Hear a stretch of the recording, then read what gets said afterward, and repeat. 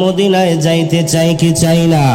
কারা কারা মদিনায় যাইতে চাই? দুই হাত তুলে দেখায়। আল্লাহ, যেই নবীকে দেখলে জাহান্নামের আগুন হারাম হয়ে যায়, যেই নবী 63টি বছর উম্মতের মায়ায় কাঁদছে, আল্লাহ যেই নবী এখনো মদিনায় উম্মতি উম্মতি বলে কান্দে রে আল্লাহ, এই পাটের বাগ এই রাস্তার মোড়ে আল্লাহ ওই নবীর কতগুলা আশেক তোমার বন্ধুকে দেখার জন্য হাত করে। ইয়া রাসূলুল্লাহ, ইয়া হাবিবাল্লাহ, নবীজি একটা হাত তুমি খালি ফিরাইয়া দিও না রে আল্লাহ। মদিনায় যাইতে লক্ষ লক্ষ টাকা লাগে, কিন্তু স্বপ্নে নবীকে দেখতে কোনো টাকা লাগে না রে আল্লাহ। স্বপ্ন যোগে ঘুমের ঘরে আমার নবীর দিদার দিয়া দিও, বলেন আমিন। জোরে বলেন, বহু দূরে মদিনা আমি কেমনে যাব জানি না, বল বহু সবাই আমি কেমনে যাব। দয়াল আল্লাহ দয়া কর, দয়াল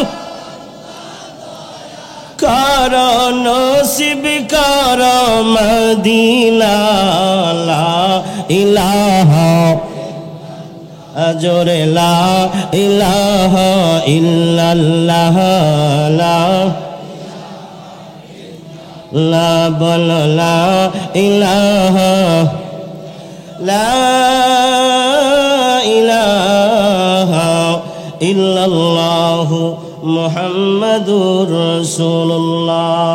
অনেকে বলে ঘন ঘন কোরআনের মাহফিল হয়, তাফসীর হয়। এই কথা যারা বলে বুঝতে হবে তাদের অন্তরের ভিতরে শয়তান বাধা পাচ্ছে, তাদের অন্তরে কোরআনের নূর নাই, আলো নাই, আল্লাহর ভয় নাই, রাসূলের মহব্বত নাই। ঠিক কি না বলো? দুই হাত তুলে বলো ঠিক কি না? তারাই আল্লাহু ইয়া রাসূলুল্লাহ।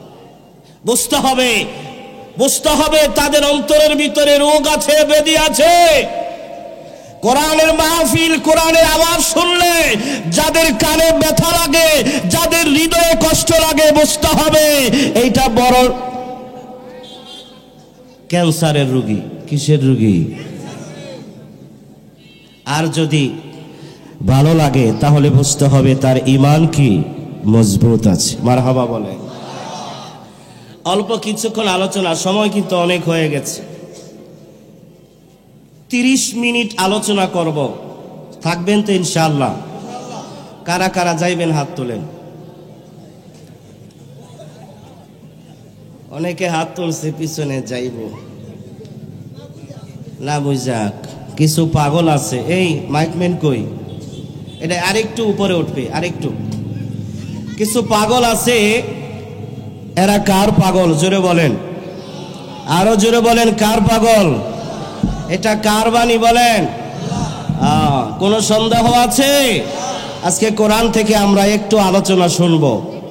মনে রাখবেন, যদি কোরআনের মহাব্বতে এখানে আসে থাকেন, আমি চাঁদপুরীর মহাব্বতে নয়, বক্তা নরিয়াবাদীর মহাব্বতে নয়, আল্লাহ রাসূলের ঘর মাদ্রাসা এবং আল্লাহর কোরআনের মহাব্বতে যদি এখানে বসতে পারেন, ওয়াল্লাহি রব্বিল কাবা, আল্লাহর শপথ করে বলছি, এই মজলিস থেকে ওঠার আগে আল্লাহ আপনার জীবনের সবগুলা ক্ষমা করে দিবে।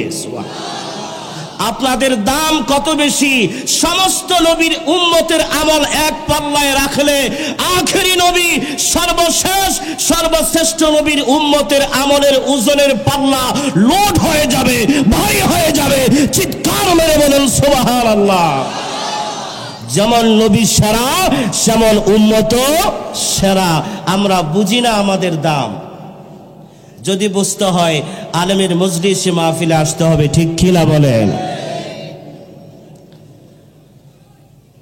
আলহামদুলিল্লাহ নাহমাদুহু ওয়া নাস্তাঈনুহু ওয়া নাস্তাগফিরুহু ওয়া নাউযু বিল্লাহি মিন শুরুরি আনফুসিনা ওয়া মিন সাইয়্যাতি আমালিনা। من يهده الله فلا مضل له ومن يضلله فلا هادي له ونشهد أن لا إله إلا الله وحده لا شريك له ونشهد أن سيدنا وسندنا وحبيبنا وطبيبنا ومولانا محمدا عبد الله ورسوله الذي أرسله بالحق بشيرا ونذيرا وداعيا إلى الله بإذنه سراجا وقمرا منيرا أما بعد فقد قال الله تبارك وتعالى في كلامه المجيد والفرقانه الحميد সকলেই জবান খুলে আমার সাথে পড়ুন আউযু বিল্লাহি মিনাশ শাইতানির রাজিম বিসমিল্লাহির রাহমানির রাহিম وعباد الرحمن الذين يمشون على الأرض هونا وإذا خاطبهم الجاهلون قالوا سلاما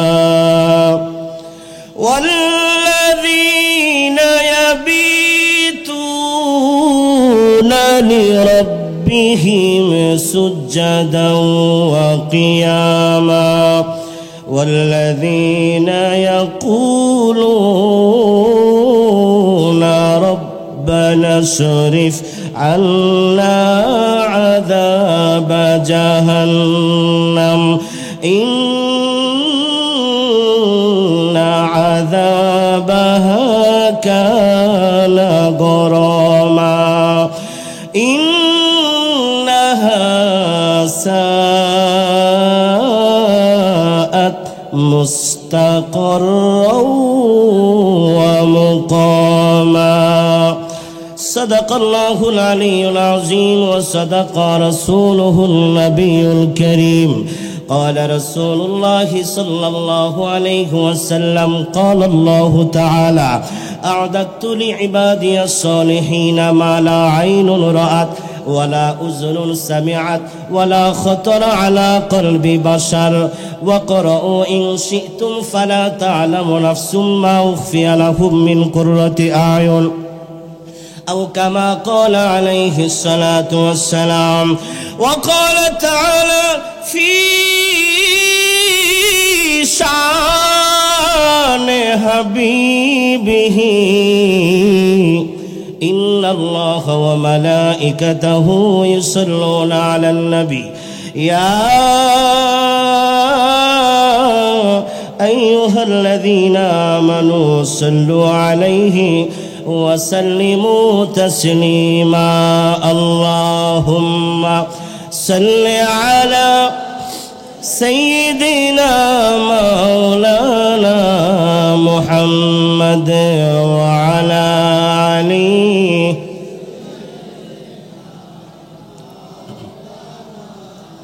أرجو جري اللهم صل على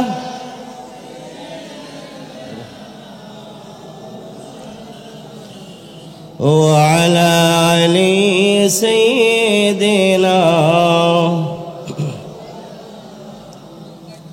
পাথরে কালিমা পড়ে নূর নবীজির প্রেমেতে উস্তুনে হান্নানা কাঁদে আমার কামলিওয়ালার বিরহে আঙ্গুলের ইশারাতে চন্দ্র দুবাগ হয়ে যায় ওই নবীজি কাঁদিতেছেন উম্মতের বেদনায় আল্লাহুম্মা সাল্লি আলা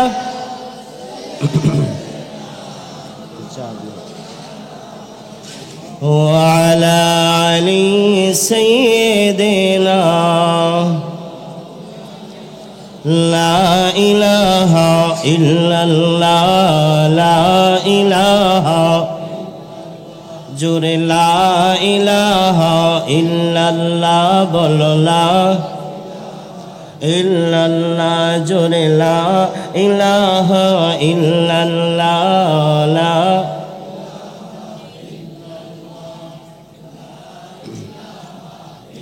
لا لا إله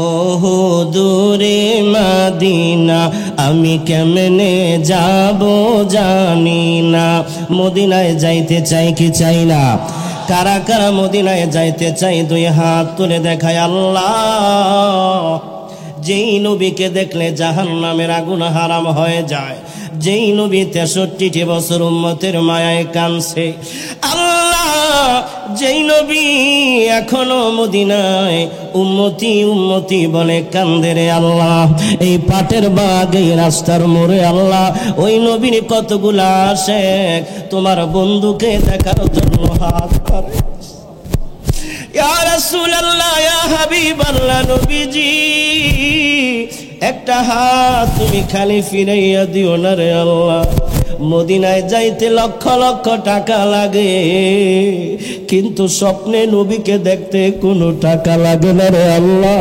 স্বপ্ন যোগে ঘুমের ঘরে আমার নবীর দিদার দিয়া দিও বলেন আমিন জোরে বলেন বহু দূরে মদিনা আমি কেমনে যাব জানি না বল বহু সবাই আমি কেমনে যাব দয়াল আল্লাহ দয়া কর দয়াল কর নসিব কর মদিনা লা ইলাহা জোরে লা ইলাহা ইল্লাল্লাহ লা লা বল লা ইলাহা লা ইলাহা ইল্লাল্লাহ মুহাম্মাদুর রাসূলুল্লাহ সকলে বলেন সাল্লাল্লাহু আলাইহি ওয়াসাল্লাম পাটের বাগ Islamia model Madrasa and research centre ও এলাকাবাসীর উদ্যোগে দ্বিতীয় বার্ষিকী ওয়াজ ও দোয়ার মাহফিলের সম্মানিত সভাপতি জনাব আলহাজ মোহাম্মদ নুরুল আলম মজুমদার সাহেব হেলাল মজুমদার সাহেব সভাপতি পাটের বাগ কেন্দ্রীয় জামে মসজিদ মারহাবা বলেন যিনি মসজিদেরও সভাপতি আজকের মাহফিলেরও সভাপতি মারহাবা বলেন আল্লাহ তাআলা আজকের মাহফিলের সম্মানিত সভাপতি হাজী সাহেব জনাব মোহাম্মদ নুরুল আলম মজুমদার হেলাল মজুমদার সাহেবের হায়াতে দৌলতে যেন আল্লাহ তাআলা বারাকা দান করে বলেন আমিন আজকের এই মাহফিলকে উসিলা করে যেন আল্লাহ তাআলা কাল কিয়ামতের দিন হাসরের ময়দানে আমার নবীজির শাফায়াত হাউজে কাউসার নসিব করে বলেন আমিন আজকের মাহফিলের যিনি প্রধান অতিথি জনাব আলহাজ আনোয়ার হোসেন মজুমদার সাহেব কাউন্সিলর 60 নং ওয়ার্ড ঢাকা দক্ষিণ সিটি কর্পোরেশন ওনার পরিবর্তে ওনার ছোট ভাই এসেছিলেন আল্লাহ তাআলা ওনাকে এবং ওনার ছোট ভাইকে দ্বীনের জন্য ইসলামের জন্য দেশের মানুষের খেদমতের জন্য কবুল করুক বলেন আমিন হায়াতে বারাকা দান করুক বলেন আমিন বিশেষ অতিথি যিনি আজকের মাহফিলের জনাব আলহাজ আবু মুসা সরকার বিশিষ্ট ব্যবসায়ী ও ঢাকা আল্লাহ তাআলা এ হাজী সাহেবকেও আবু মুসা সাহেবকেও আল্লাহ তাআলা যেন কবুল করেন দ্বীনের জন্য কবুল করেন হায়াতে যেন বারাকা দান করেন বলেন আমিন আজকের মাহফিলে যিনি আখিরি মোনাজাত করবেন বিশিষ্ট লেখক ও মিডিয়া ব্যক্তিত্ব প্রিন্সিপাল সেফ এডুকেশন ইনস্টিটিউট মাদ্রাসা হযরত মাওলানা সেলিম হুসাইন আজাদি সাহেব আল্লাহ তাআলা হুজুরের কণ্ঠে হায়াতে নূর দান করুক, বলেন আমিন। আমার পূর্বে যিনি আলোচনা করেছেন আপনাদের সকলের সুপরিচিত, আজকের মাহফিলের যিনি প্রধান আকর্ষণ, মানুষ ছোট কিন্তু আওয়াজ অনেক বড়, মারহাবা বলেন। মানুষ ছোট কিন্তু আওয়াজ অনেক বড়। আমার দেশে কয় মরিচ যেটা ছোট ওইটার তেজ কি বেশি। এমন একজন আলোচক হযরত মাওলানা কারি হাবিবুর রহমান নুরিয়াবাদী সাহেব, পটুয়াখালী। আল্লাহ তাআলা হুজুরের হায়াতে এলেমে বারাকাত দান করুক, বলেন আমিন। আরো আলোচনা করেছেন বিশেষ বক্তা হিসাবে আলহাজ জনাব আলহাজ মাওলানা তাজুল ইসলাম জিহাদি সাহেব বাউফল। আরো আলোচনা করেছেন হযরত মাওলানা জামিলুর রহমান সাহেব, খতিব বাইতুস সালাম জামি মসজিদ। মঞ্চে উপবিষ্ট আছেন সম্মানিত উলামায়ে কেরাম। মাহফিল পরিচালনায় আছেন মাওলানা মোহাম্মদ কামরুল হোসেন সাহেব, অধ্যক্ষ অত্র মাদ্রাসা। আল্লাহ তাআলা বাইকে কবুল করুক, বলে আমিন। মাহফিল ইন্তেজামিয়া কমিটির পক্ষে আছেন মাওলানা মোহাম্মদ হাবিবুর রহমান সাহেব। অনেক মেহনত করে, শুনেন, অনেক কষ্ট করে একটা মাদ্রাসা একটা মাহফিল সাজাইতে হয়, ঠিক কিনা বলেন? আপনি পারবেন একটা মাহফিল সাজাইতে? পারবেন না। আমি পারবো না। একটা মাহফিল এই জান্নাতের বাগানটা সাজাইতে একটা বছর আগে থেকে পরিকল্পনা করে, কথা বলেন, আরো জোরে গান। জায়গায় জায়গায় মানুষের ধারে ধারে যায়, কেন যায় জানেন? শুধু এই লিস্টের ভিতরে আপনার নামটা আনার জন্য। সেটা কোন লিস্টটি? সেটা হচ্ছে আল্লাহ পাকের একটা লিস্ট আছে। কার লিস্ট? আল্লাহ পাকের লিস্ট। এই লিস্টের ভিতরে বক্তাদের নাম, কিছু মানুষের নাম, কিন্তু আল্লাহ পাকের যে লিস্ট তালিকা আছে, যেই তালিকা নিয়ে রহমতের ফেরেশতারা চতুর্দিকে বেষ্টন করে আছে, ওই তালিকার মধ্যে সবার নাম আছে। আরো জোরে বলেন। শুধু লিস্টে নামটা লিখায়া বাড়ির যান। কিসে? শুধু লিস্টের ভিতরে নামটা লেখায়া বাড়ির যান। আমি কেন কথাটা বললাম 1 মিনিটে বুঝবেন। পয়গম্বর ইউসুফ আলাইহিস সালাম নাম শুনছেন না? আমি ভূমিকা একটা কথা বলি, যারা যাওয়ার নিয়ত করছেন তাদের জন্য এই কথাটা। অনেকে আছে না যাওয়ার নিয়ত করে, আসলে নিয়ত ও করে না, ওরে শয়তানে করায়। কে করায়? গুনাহের কাজ কোনো মুসলমান, কোনো ভালো মানুষ করে না, ওরে করায় কে? শয়তান। শয়তান করায়। মিশরের বাজারে যখন পয়গম্বর ইউসুফ আলাইহিস সালাম ছোটবেলায় যখন তাকে বিক্রি করার জন্য উঠানো হলো, ইউসুফ জুলেখার কাহিনী সিরিয়াল আপনারা অনেক ভালো জানেন, আমি জানি। সেই কাহিনী বলার উদ্দেশ্য না। পয়গম্বর ইউসুফকে যখন মিশরের বাজারে উঠানো হলো, সুন্দর চেহারা, তাকে নিলামি উঠানো হলো, কে ক্রয় করবে? স্বয়ং আজিজে মিশর সেখানে উপস্থিত ছিল। ছিল কিনা? বাদশাহ সেখানে উপস্থিত ছিল। একটা বুড়ি লাঠি বর করে আসছে, বুড়ি ফকির বেশে, ফকির, কিচ্ছু নাই তা। বলল, যারা ইউসুফকে কেনার জন্য খাতায় নাম লিখাইছে তাদের সাথে আমি বুড়ির নামটাও লেখো। বলল, বুড়ি তুমি তো ফকির, ইউসুফকে কেমন করে কিনবা? যে ইউসুফকে কেনার জন্য দর করতেছে স্বয়ং মিশরের বাদশাহ। সুবহানাল্লাহ। কিন্তু বুড়ি ফকির মানুষ, বুঝলেন আলোচনা। অনেক মানুষ আছে খুব গরিব, আছে না নাই? সমাজে তার কোনো দাম নাই, আছে না? ও মানুষ তারে জিজ্ঞাসা করে না, কিন্তু আল্লাহর আদালতে তার দাম আছে না নাই? ওই বুড়ি বলতেছে, এই আজিজে মিশর, তোমরা সবাই শুনে রাখো, আমি জানি ইউসুফকে কেনার মতো ক্ষমতা আমি বুড়িমান নাই। তাহলে কেন লিস্টে নাম লেখাও? কই লিস্টে নাম লেখা গেলাম এই কারণে, কাল কিয়ামতের দিন হাসরের ময়দানে যখন এই তালিকা আল্লাহর আদালতে উঠানো হবে যে আমার ইউসুফকে কেনার জন্য লিস্টে কার কার নাম আছে, সেদিন পয়গম্বর ইউসুফের কারণে আমি বুড়ি এই ইউসুফ আলাইহিস সালামের উসিলায় সেদিন আল্লাহ তাআলা আমাকে মাফ করে দিবে। সুবহানাল্লাহ। এই জন্য বলে যাই, আজকে এই মাহফিলের প্যান্ডেলে আইসা খাতায় নামটা লিখে যান।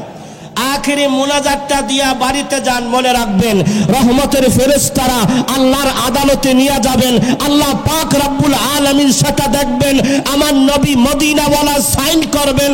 কাল কিয়ামতের দিন হাসরের ময়দানে আমার নবী উঠবেন আর বলবেন, কারা কারা আমি নবীর ঘর পাটের বাগ ইসলামিয়া মাদ্রাসায় কারা কারা উপস্থিত ছিল, টাকা দিয়া পয়সা দিয়া শ্রম দিয়া কারা কারা সহযোগিতা করেছে, তারা আসো আমি নবীর সাথে জান্নাতে যাইবা। আরো জোরে বলেন, আল্লাহ কবুল করো, বলেন আমিন। একটু হাজিরাটা দিয়া যান, আমি অল্প কিছুক্ষণ আলোচনা করব, থাকবেন তো সবাই ইনশাআল্লাহ? জোরে বলেন ইনশাআল্লাহ। আল্লাহ কবুল করুক, বলেন আমিন। মাদ্রাসা হচ্ছে কোরআনের মাহফিল, যেখানে 24 ঘন্টা কোরআন তেলাওয়াত করা হয়। একটু বুঝেন, যারা হাফেজে কোরআন হয় তাদেরকে বলা হয়েছে, কোরআন যারা তেলাওয়াত করে, কোরআনকে যারা সিনার ভিতরে ধারণ করে, তাদেরকে বলা হয়েছে হাদিস শরীফে আল্লাহর পরিবারভুক্ত লোক। কার পরিবার? আপনার একটা পরিবার আছে না? কথা বলে না। আপনার একটা পরিবার আছে না? আমার একটা পরিবার আছে না? আল্লাহর একটা পরিবার আছে। সেই পরিবারের সদস্য কারা? যারা কোরআন তেলাওয়াত করে, যারা হাফেজে কোরআন হয়, যারা হাফেজে কোরআনকে ভালোবাসে, তাদের পাশে থাকে, তারাও আল্লাহর পরিবারের অন্তর্ভুক্ত। সুবহানাল্লাহ। আল্লাহ পাক কিয়ামতের দিন হাসরের ময়দানে বলবেন, কারা কারা আমার পরিবারের অন্তর্ভুক্ত, তারা আসো। আল্লাহ যদি এমন করে ডাক দেয়, কোনো টেনশন আছে? কোনো চিন্তা আছে? কারণ কোরআন আমার সাথে আছে। কেউ যদি কোরআনকে সম্মান করলো, আল্লাহর রাসূল বলেন সে যেন রব্বি কারীমকে সম্মান করলো। আল্লাহু আকবার বলেন। আমি একটা বাস্তব ঘটনা, যেটা আমার স্বচক্ষে দেখা, আপনারা দেখছেন, এক সময় আলেমদেরকে অকাতরে শুধু শুধু বেইনসাফি ভাবে, অন্যায় ভাবে আলেমদেরকে গ্রেফতার করা হয়েছিল।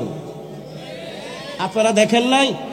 কোরআনের পক্ষে, আমার রাসূলের পক্ষে, ইসলামের পক্ষে যারা কথা বলেছে, তাদের জবানকে স্তব্ধ করে দেওয়ার জন্য বামপন্থী নাস্তিকরা ধমাচারা দিয়ে উঠেছিল, তাদের জবানকে বন্ধ করে দিয়েছিল, তাদেরকে কারাবদ্ধ করা হয়েছিল। ঠিক কিনা বলে?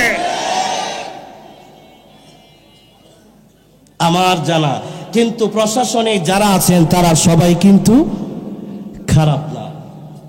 অনেক পুলিশ অফিসার আছে, অনেক ওসি আছে, অনেক দারোগা আছে যারা প্রতিদিন কোরআন পড়ে, যারা 5 ওয়াক্ত নামাজ আদায় করে, যারা নিজের সন্তানদেরকে মাদ্রাসায় ভর্তি করায় হাফেজে কোরআনের বাবা হওয়ার জন্য। ঠিক কিনা বলে? একজন আসামি সে বলতেছে, আয়েশা, একজন আসামি সে বলতেছে, আমাকে যখন ওসি সাহেব যখন আমাকে জবানবন্দি নিবে, আল্লাহু আকবার, তার বিরুদ্ধে এটারে কি জানি কয়, রিমান্ড করা হয়েছে। কি হয়? রিমান্ড দেয় না? গরম ডিম দেয়, শর্ট দেয়, বিভিন্ন, এটা আপনারা ভালো করে জানেন। রিমান্ড মঞ্জুর করেছে। দারোগা সাহেব বলতেছে, আমি জানি দারোগা, আমি আল্লাহর বান্দা। শুনেন, আপনি, আপনার সিনার ভিতরে কোরআন আছে, আপনার শরীরে যদি আমি আঘাত করি, সেটা আপনার শরীরে আঘাত করা হবে না, সেটা কোরআনের উপরে আঘাত করা হবে।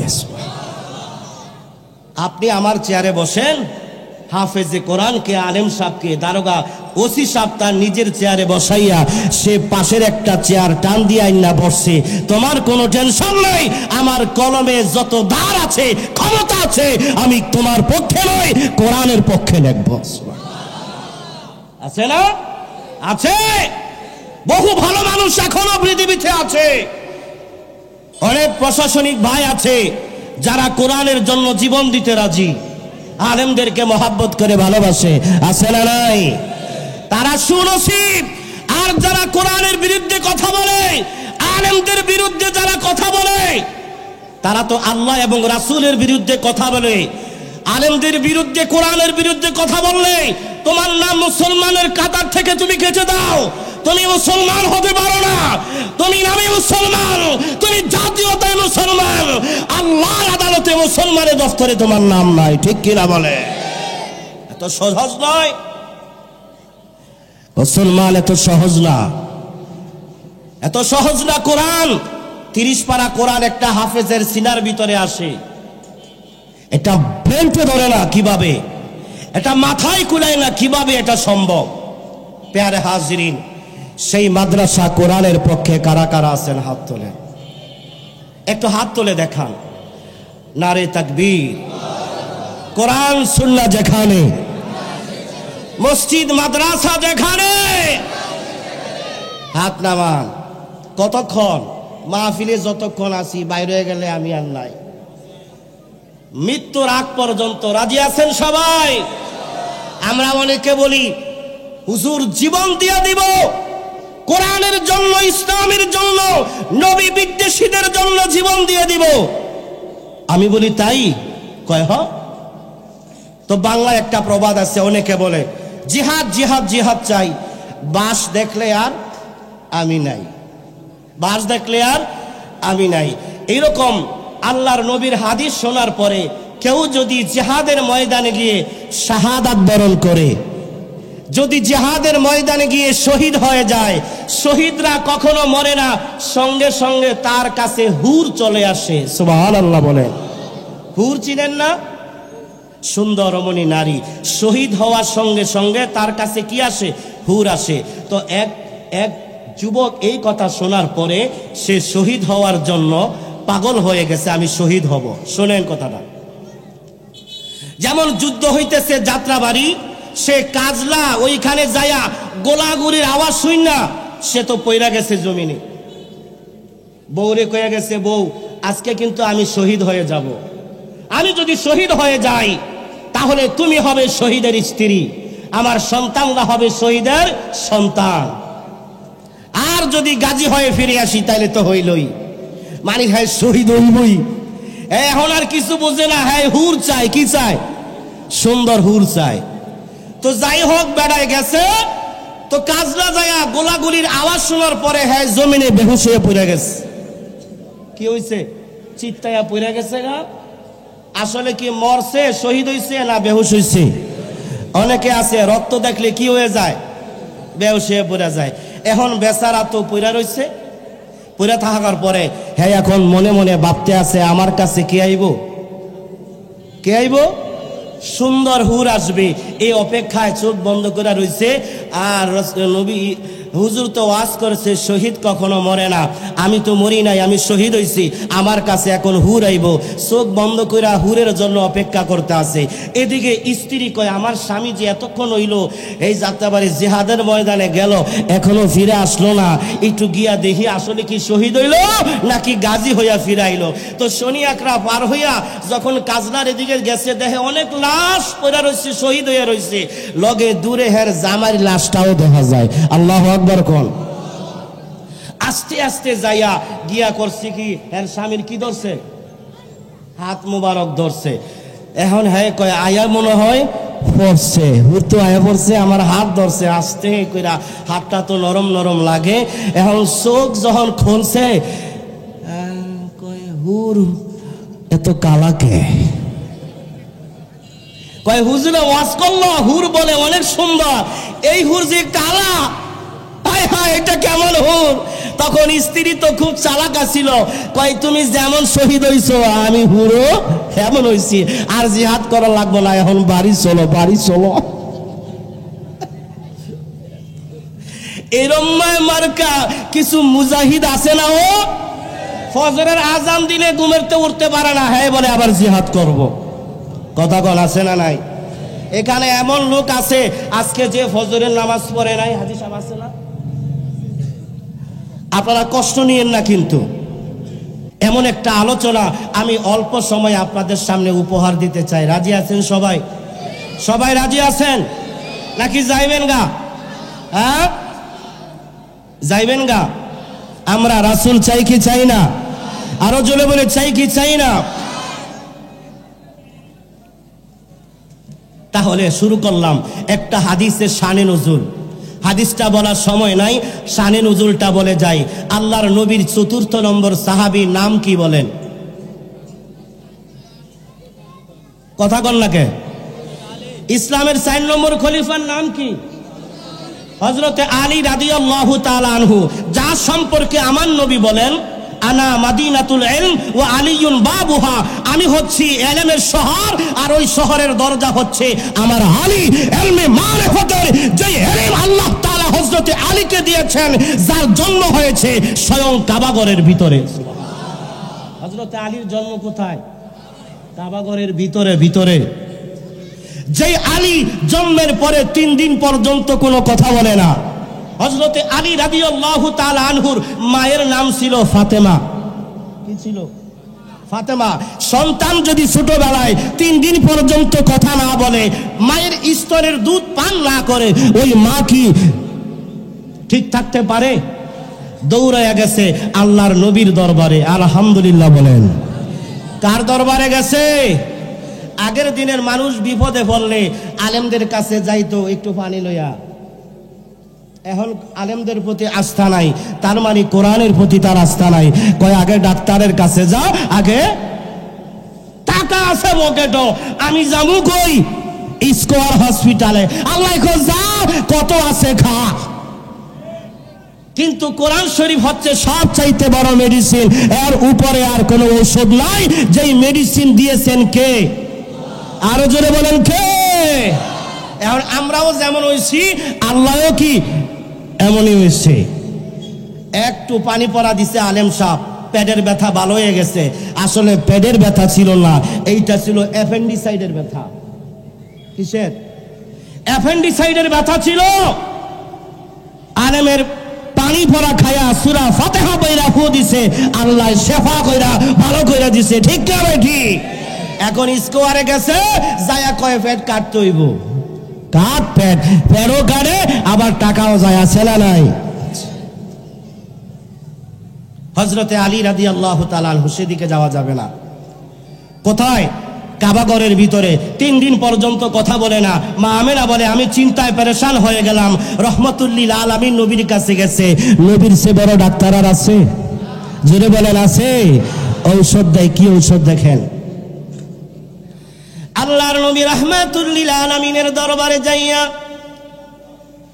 ফাতেমা রাদিয়াল্লাহু তাআলা আনহা, হযরতে আলী রাদিয়াল্লাহু তাআলা আনহুর আম্মা জান বলতেছে, ইয়া রাসূলুল্লাহ, ইয়া হাবিবাল্লাহ, ওগো নবীজি, আমার সন্তান 3 দিন পর্যন্ত মুখ খুলে না। আমি মা কোনোভাবে সেটা মেনে নিতে পারছি না গো ইয়া রাসূলুল্লাহ। আমার সন্তান আমার মায়ের দিকে চেহারা খুলে তাকায় না, চোখ খুলে তাকায় না। আমার সন্তান আমার স্তনের দুগ্ধ পান করে না। আমার মনে হয় আমার সন্তানটা বাঁচবে না গো ইয়া রাসূলুল্লাহ। আমার এই আল্লাহর কাবাগরের ভিতরে আমার আল্লাহ আমাকে একটা সন্তান দান করেছেন। আল্লাহর নবী রাহমাতুল্লিল আলামিন বললেন, ফাতেমা আমার কোলে দাও। আল্লাহর নবী রাহমাতুল্লিল আলামিনের কোলে যখন হযরতে আলীকে দিলেন, সঙ্গে সঙ্গে হযরতে আলী চক্ষু খুইলা জীবনের প্রথম আমার নবীকে দেখেছেন। সুবহানাল্লাহ। হযরতে আলী জীবনের প্রথম কার চেহারা দেখে? আমার নবীর চেহারা। এই ফাতেমা দেখো তোমার সন্তান তাকাইস।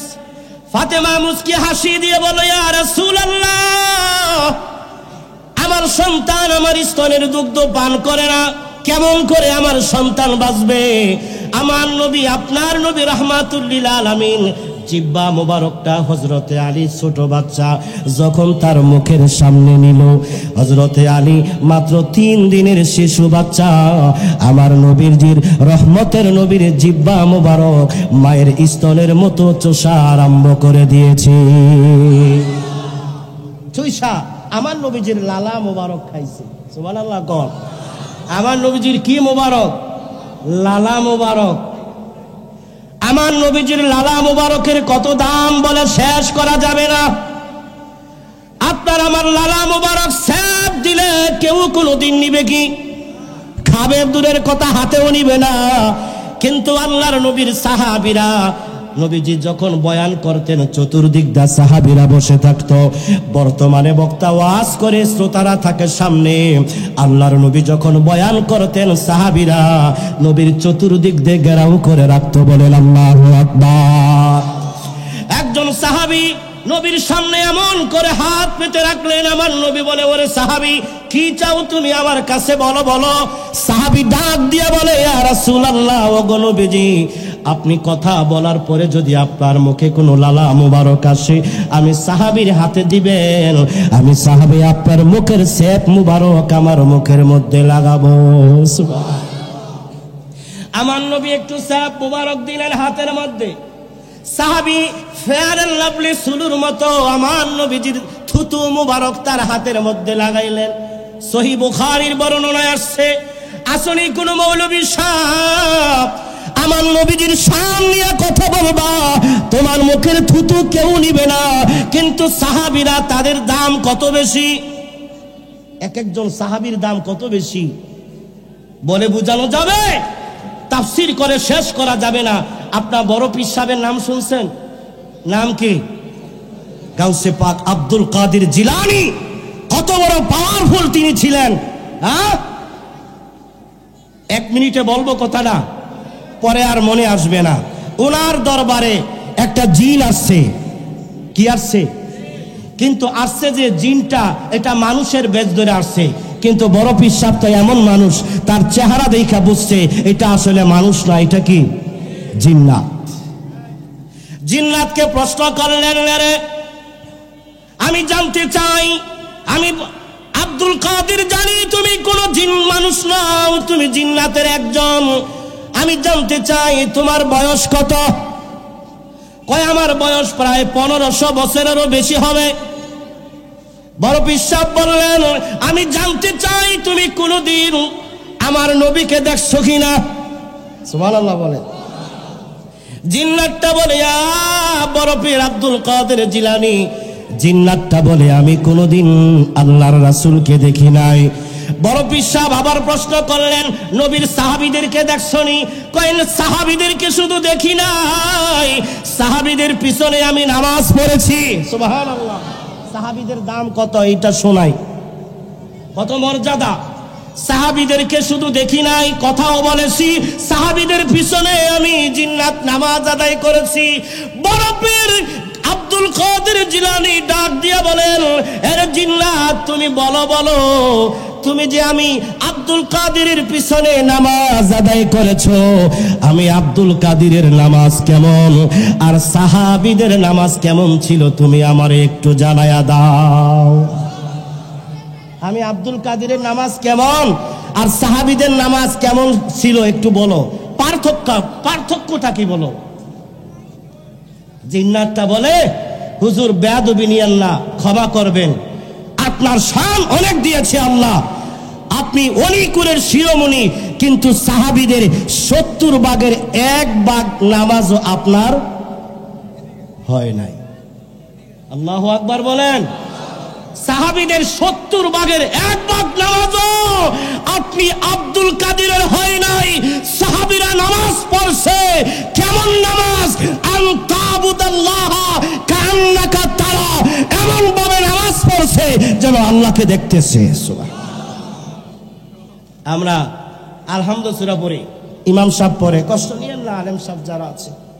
আমাদের যে হালত বলি, আল্লাহু আকবার, এটা তো একটা ইলমি মজলিসের মতো, এখানে আমরা শেখার জন্য আসছি। কষ্ট হচ্ছে না তো আপনাদের? নাকি কিচ্ছা কইয়া শেষ করে দিমু? নামাজ পড়ি আমরা, খেয়াল করবেন। আজকে আমি নামাজের বিষয়ে কিছু কথা বলবো, আপনারা বুঝতেছেন মনে হয়। আল্লাহু আকবার বলে নিয়ত বাঁধেন, এরপরে সূরা পড়ে, সূরা ফাতিহা পড়ে না? কিভাবে আপনারা সূরা ফাতিহা পড়েন? আলহামদুলিল্লাহি রাব্বিল আলামিন আর রহমানির রহিম মালিকি ইয়াউমিদ্দিন। অনেকে আছে আলহামদুলিল্লাহ সূরা একদমই শেষ। আল্লাহর নবী, নবীর সাহাবায়ে কেরাম সূরা ফাতিহার কয়টা আয়াত কে বলতে পারেন? 7টা আয়াত। এই 7টা আয়াত 7টা দমে পড়তেন। আল্লাহু আকবার বলেন। আলহামদুলিল্লাহি রাব্বিল আলামিন আর রহমানির রহিম মালিকি ইয়াউমিদ্দিন ইয়্যাকা না'বুদু ওয়া ইয়্যাকা নাস্তাঈন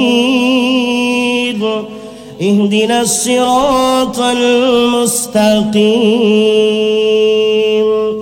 সিরাতাল লাযীনা আন'আমতা আলাইহিম গায়রিল মাগদুবি আলাইহিম ওয়ালাদ-দাল্লিন।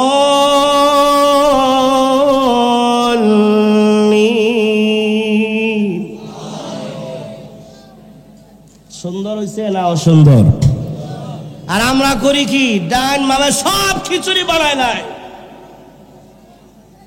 এই যে শুরু করে মনে হয় গরু বান্ধায় সেইটা সুইটটা দৌড় মারছে, এই কারণে নামাজই হয় না, আল্লাহর সাথে কথা বলা হয় না, তাড়াহুড়া করে। এমনও আল্লাহর ওলিরা নামাজ পড়তেন আলহামদুলিল্লাহি রাব্বিল আলামিন বলতেন, আল্লাহ বলতেন লিমানিল হামদু, আল্লাহ জবাব দিতেন, তাদের জবাব আল্লাহর জবাব তারা শুনে তারপরে বলতেন আর রহমানির রহিম, আল্লাহু আকবার বলেন। এমন ছিলেন। নামাজকে সুন্দরভাবে পড়বেন। এই যে নামাজ পড়বে, এই নামাজ হচ্ছে আল্লাহর সাথে মেরাজ হয়ে যায়। হযরতে আলী রাদিয়াল্লাহু তাআলা আনহু, মনে আছে আলোচনা? কোথায় তার জন্ম? কাবাগরের ভিতরে। আল্লাহর নবীর কাছে গেলেন তার মা ফাতেমা। আল্লাহর নবী জিহ্বা মুবারক চুষলেন। চুষে দেওয়ার পরে ছোট্ট বাচ্চা, তিনি জবান খুললেন। জবান খুলে তিনি আমার রাসূলের চেহারার দিকে তাকাইলেন আর বললেন, ফাতেমা দেখো, তোমার ছেলে আমার দিকে তাকাইছে এবং তোমার ছেলের জবানও খুলছে, এখন থেকে তোমার ছেলে কথা বলবে। তার মানে হযরতে আলীর জীবনের প্রথম খাবার ছিল আমার নবীজির লালা মোবারক। তার মানে লালা নয়, এটা ছিল আমার নবীর ইলমে মারিফতের জুস বানায়া আল্লাহর নবী আলীর মুখে দিয়েছেন। সুবহান। সেই আলী রাদিয়াল্লাহু তাআলা আনহু জিহাদের ময়দানে গেছেন। খেয়াল, আমার আলোচনা কিন্তু শুরু। জিহাদের ময়দান থেকে আসছেন রাত্রে 12টা বাজে। আসার পরে গাও গোসল কইরা প্রস্তুত হইতে, ফ্রেশ হইতে অনেক সময় লাগছে, প্রায় 2টা বেজে গেছে। একটু শুনবেন, 2টা বাজার পরে এখন হযরতে আলী রাদিয়াল্লাহু তাআলা আনহু বলতেছেন, ফাতেমা রাত তো অনেক হয়ে গেছে, 2টা 3টা বেজে গেছে, এখন যদি আমি আলী ঘুমায়া যাই, তুমি ফাতেমাও ঘুমায়া যাও, হতে পারে ফজরের নামাজ কাজা হয়ে যাবে। কোন নামাজ? জোরে বলেন, কোন নামাজ? ফজরের নামাজ, বড় দামি নামাজ। বসার জায়গা আছে, পিছনে জায়গা আছে। আব্বা জানেরা, আপনারা কি খুশি না বেজার? জোরে বলেন, খুশি না বেজার? একটু কষ্ট করে, মেহরবানি করে যদি আপনারা এখানে বসেন, আমি আপনাদেরকে একটা সঙ্গীত শোনাবো। রাজি আছেন? রাজি আছেন সবাই? একটু আসেন, একটু সামনে আসেন। ইয়া রাসূলুল্লাহ ইয়া হাবিবাল্লাহ, ইয়া রাসূলুল্লাহ ইয়া হাবিবাল্লাহ, ইয়া রাসূলুল্লাহ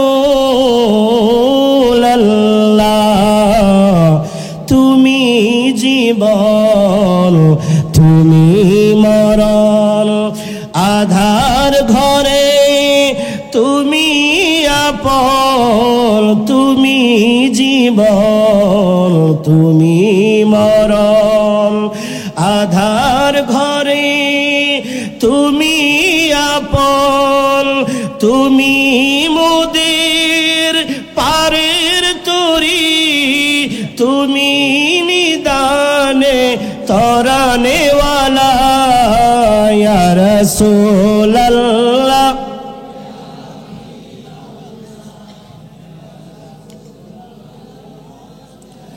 আল্লাহ তুমি কবুল করো, মঞ্জুর করো আল্লাহ। বলতেছিলাম হযরতে আলী রাদিয়াল্লাহু তাআলা আনহু আসলেন। রাত্র বাজে তখন 2টা। অনেক সময় দেখা যায় যারা রাত্রে 2টা বাজে ঘুমায় যুবকেরা, ফজরের নামাজ আজান কি শোনা যায়? শোনা যায় না। কেন শুনতে পায় না? কারণ ঘুমাইছে মোবাইল টিপা। রাত্রে কয়টা বাজে? 2টা বাজে। এই ফজরের আজান শুনবো কেমনে? প্রশ্নই আসে না। 10টা 11টা বাজে ঘুম থেকে ওঠে, যুবক নামাজ পড়বো কোথায়? কিন্তু আলী রাদিয়াল্লাহু তাআলা আনহু বলতেছেন, ফাতেমা তুমি ঘুমাও, আমি জেগে থাকবো। কেন? যাতে ফজরের নামাজ কি না হয়, কাজা না হয়। ফাতেমা কয়, স্বামী আমার, আপনি বহু দূর থেকে আসছেন, আপনি ঘুমান, আমি ফাতেমা জাগি। আল্লাহু আকবার বলেন। দেখেন মা, ও আমার মায়েরা বোনেরা, নামাজের জন্য তার স্বামীকে বলতেছে আপনি ঘুমান, আর স্বামী তার স্ত্রীকে বলতেছে তুমি ঘুমাও, আমি জাগবো। কেন? আর 2-1 ঘন্টা পরেই ফজরের আজান দিবে। সুতরাং ঘুমায়া গেলে যদি আমার জামাত নষ্ট হয়ে যায়, আমি আলী যদি ঘুমায়া থাকি আর আমার নবী যদি দেখে মসজিদে নববীতে আলী নাই, আমি রাসূলের কাছে কি জবাব দিব?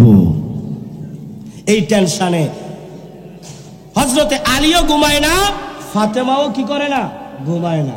আল্লাহ কয়, আলী আর ফাতেমা, আজকে তোমাদের সাথে আমি একটা প্রেমের খেলা খেলবো। খেলাটা কি? আল্লাহ বলছে আলী তুইও ঘুমা, ফাতেমাও ঘুমা। আল্লাহ হুকুম করছে, ঘুমায়া এমন ভাবে ধরছে, এই যে হেলান দিছে, ফাতেমাও ঘুমায়া গেছে, আলীও ঘুমায়া গেছে। কামটা হইছে কি দেখেন, দুজন ঘুমায়া গেছে। আসলে কি ঘুমের ইচ্ছা ছিল? ছিল না। ঘুম পাড়াইছে কি? আল্লাহ। কেন? একটা প্রেমের খেলা আল্লাহ খেলবে। হযরতে আলী রাদিয়াল্লাহু তাআলা আনহু ঘুমায়া গেলেন, ফাতেমাও ঘুমায়া গেলেন।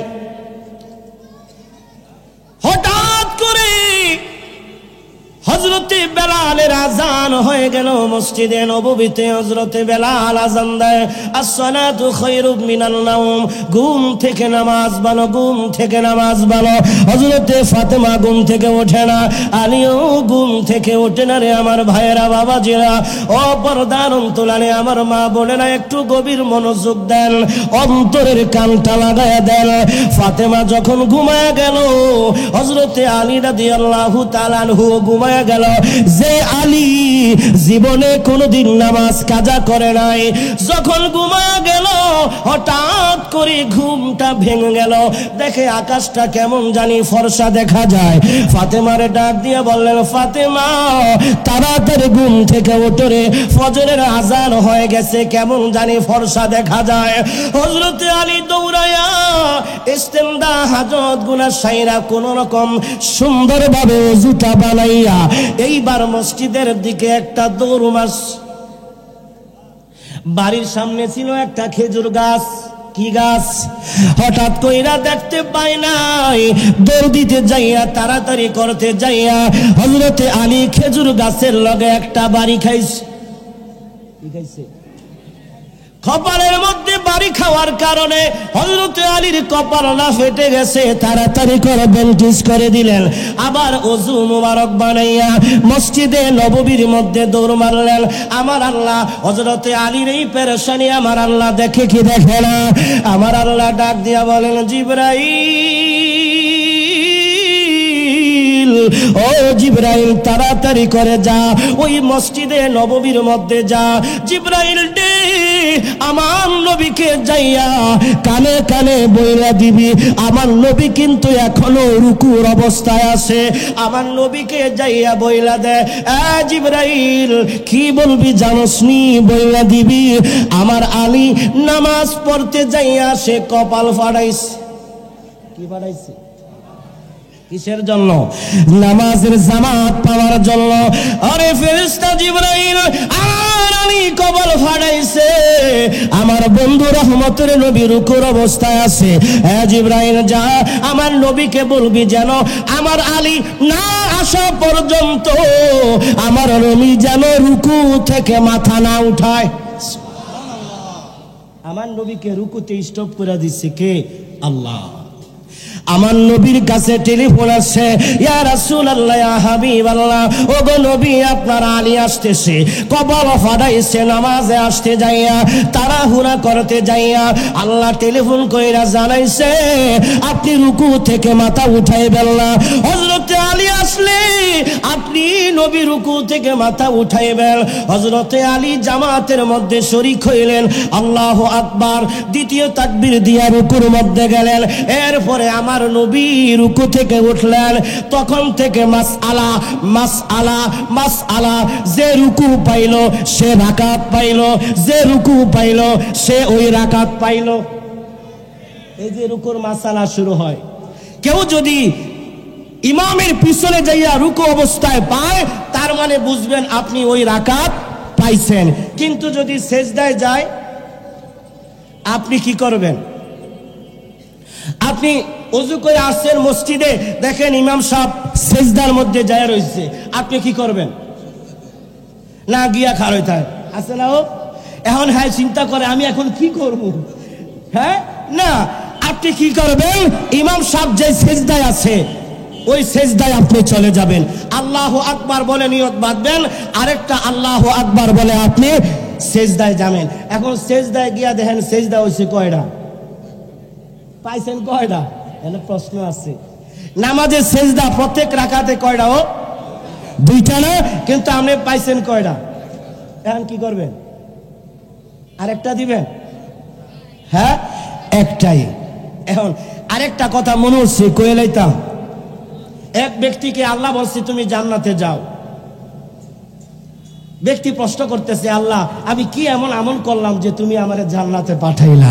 আমার আল্লাহ কয়, বান্দা মনে রাখ, মনে আছে তোর একদিন তুই নামাজের মধ্যে আইসা সেজদা পাইছিলি কয়টা? একটা। একটা সেজদা পাইছিলি, তুই দাঁড়ায় থাকস নাই আমার ওই সেজদা দেওয়ার জন্য। আল্লাহু আকবার বলে তুই ডাইরেক্ট সেজদায় গেছিলি। ওই যে একটা সেজদা দিছিলি, ওই একটা সেজদা আমি আল্লাহর কাছে বড় ভালো লাগছিল, কবুল হয়ে গেছে, এর উসিলায় তোরে আমি মাফ করে দিছি। এখন কোন সেজদারে আল্লাহ আমার কবুল করবে আমরা জানি? জোরে বলেন জানি। একটা সেজদার দাম 7 আসমান জমিন ছাড়া তাম পৃথিবী বিক্রি করলে একটা সেজদার দাম যাবে না। আপনি বলবেন পৃথিবীর মধ্যে 7টা আশ্চর্য সিনারি আছে, 7টা সাগর মহাসাগর আছে। আমি চাঁদপুরি বলি, আমার মতে পৃথিবীর মধ্যে সব চাইতে সুন্দরতম সিন হচ্ছে কোন গোলাম যখন তার মনিবের দরবারে সেজদায় পড়ে থাকে, এর চাইতে সুন্দর দৃষ্টান্ত ছবি আর হতে পারে না, পারে না, পারে না। ঠিক কিনা বলে? যে গোলাম তার মনিবের কদমে সেজদা দেয়। বহু মানুষ আছে সেজদা দিতে পারে না, চেরে বইয়া নামাজ পড়ে। আছে না নাই? হ্যাঁ জোরে বলে আছে না নাই? একটা হাদিস মনে পড়ছে কোয়ালাই, কাল কিয়ামতের দিন হাসরের ময়দানে আল্লাহ তার বান্দাদেরকে সামনে রেখে বলবেন, আমার গোলামেরা কে কে নামাজ পড়ছো হাত তোলো। তখন যারা বেনামাজি আছিল হেরাও হাত তুলবো।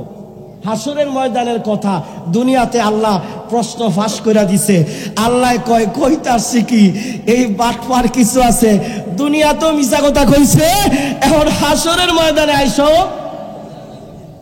আছে না? আল্লাহ কইব তাইলে প্রমাণ হয়ে যাক, প্রমাণ হয়ে যাক। ঠিক আছে, কারা কারা আমারে সেজদা করছিলা, এইবার সারা জীবন সেজদা করছো না দেখা, এইবার সেজদা করো আমি আল্লাহরে দেখা। মারহাবা বলেন। যারা নামাজি হেরা কইব টেনশন নাই, দিতে প্র্যাকটিস হয়ে গেছে আমার, এক বলে ছক্কা মারা দিব, ডাইরেক্ট তারা সেজদায় পড়ে যাইবে। কিছু বাটপাড়া হাত তুলছে মাঝখানে। কথা বলেন, এরা মিথ্যা কথা বলছে, আসলে নামাজ পড়ে নাই, সেজদা করে নাই, তারাও হাত তুলছিল। যুবক কষ্ট নিও না, তোমার মতো বহু যুবক কবরস্থানে আছে। আমি জুমার নামাজ পড়তে গেছি, হঠাৎ করে একটা মাইক্রো এসে 25 বছরের যুবকের পায়ের উপর দিয়ে গেছে। যুবক মোবাইলটা ফলে বলতেছে, মা আমার বাম পাওটা ভেঙে গেছে। 4 জন রিক্সাওয়ালা তাকে ধরে, তখনও তার হুঁশ আছে, তাকে নিয়ে মেডিকেল গেছে। জানি না সে বেঁচে আছে না মরে গেছে, পুরা পাওটা ভাঙ্গা, হাড্ডিটা 2 টুকরা হয়ে গেছে। এরকম ভাবে নাড়াচ্ছে, আমি দেখা ঠিক থাকতে পারি নাই। এরকম যুবক কবরে আছে না নাই? মোটর সাইকেল চালাই কিরে ভাই? যুবক, এই যৌবন কালটা তুমি আল্লাহ রাস্তায় বের করো। আল্লাহর নবী বলেন, যৌবন কালে যে আল্লাহর কদমে সেজদা দিবে, আর হাসরের ময়দানে আল্লাহর আরশের নিচে তাকে ছায়া দিবে। সুবহানাল্লাহ বলেন। সেদিকে যাব না, কি করলো আল্লাহ বলেন সেজদা দাও। সবাই সেজদা দিবে। কারা? যারা দুনিয়াতে সেজদা দিয়েছে তারা সেদিন আল্লাহর কদমে সেজদায় লুটে পড়বে। কিন্তু যারা নামাজ পড়ে নাই, বেনামাজি ছিল, মিথ্যা কথা বলছে, আল্লাহ তাদের মেরুদণ্ডটাকে সোজা করে দিবেন। তারা উপড়ায়া পড়বে, চিত্তায়া পড়বে, কিন্তু কমরটাকে বাঁকা করে সেজদা দিতে পারবে না। সেদিন প্রমাণ হয়ে যাবে। সেদিন কি আমরা ওই বেনামাজির কাতারে থাকতে চাই নাকি নামাজির কাতারে? কারা কারা আল্লাহর কদমে সেদিন সেজদা দিতে চাই? দুই হাত তুলে দেখাই, বলে নারে তাকবীর, আল্লাহু আকবার, ইয়া রাসূলুল্লাহ। আপনাদের কষ্ট হচ্ছে মনে হয়। আল্লাহ টেলিফোন করে দিলেন হযরতে আলীকে, আল্লাহর নবীকে। আল্লাহর নবী রুকুর মধ্যে স্টপ। এই শুনেন, হযরতে আলী নামাজ জামাত পাইছে কি পায় নাই? এই খবর আমার নবীর কাছে আসছে না নাই? আমার নবী বলেন নামাজ শেষ, আমার আলী কোথায়? এই আমার আলী কোথায়? আলী তো মাথার ব্যান্ডেজ করা, নিচের দিকে মাথা দিয়া রয়েছে। এই আমার আলী কোথায়? আলী দাঁড়াইছে। আমার নবী কয়, আলী তুমি আমার কাছে আসো।